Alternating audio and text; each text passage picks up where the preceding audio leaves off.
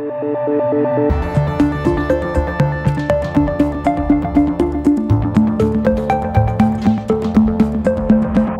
name's Ian Kinder. I'm the Chief Executive of the UK Commission for Employment and Skills. The Commission itself is actually a board of non-executive directors who've been drawn from both large and small businesses, from universities and further education colleges, from trade unions. We openly recruit into those positions, but we try and seek out people who are recognised leaders within their sphere of experience.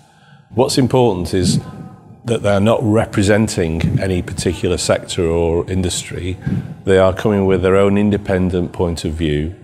They're able to utilise their experience and their networks, coupled with the research and the evidence and the technical support of the Commission's own employees, to be able to formulate views about policy, about the way in which skills policy should be developed in the UK and what government needs to do, but also importantly what employers need to do.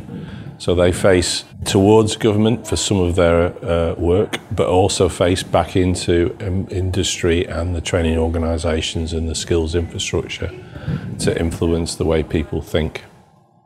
Having a greater engagement of employers in the skills system, working with education providers, colleges, universities, to ensure that the curriculum that's developed meets the needs of employers, and in particular employers engaging in setting the occupational standards which are the basis upon which qualifications in the UK are developed, making sure those standards are fit for purpose and fit for the future is really important. The expansion of the apprenticeship programme and the introduction of the levy is placing far more of the cost of training onto the shoulders of employers, which I think is correct. But it's also important for employers to actually seize the opportunity to influence the nature of that apprenticeship training programme, so that, again, the learning that young people engage in on the apprenticeship programme is relevant to the future skills needs of businesses.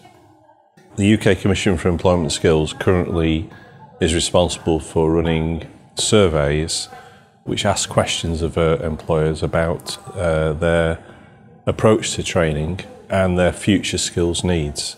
We run a national survey of over 90,000 employers looking at their future training needs. It's the largest survey in the world. We run it every 2 years, and from the data that we collect from that survey, we're able to report on the current training activity of employers and their future plans for training. In addition, we run something called the Working Futures Survey, which looks at changes in the shape of sectors of the economy, looking for where there is expected to be future growth into particular types of jobs, so that we can predict where the expansion in skills demand will come from. For example, we know from that survey that there's going to be an increasing reliance on higher level skilled occupations as a result of changes in technology and sort of global economy.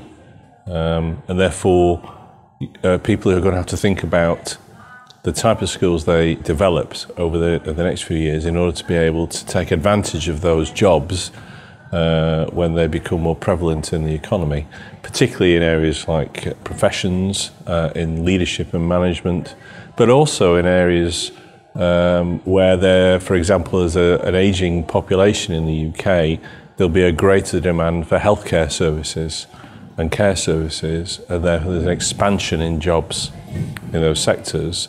And people will look to those as future job opportunities and to think about the skills they need to develop in order to take advantage of those job opportunities in the future. Nothing we do is held secretly.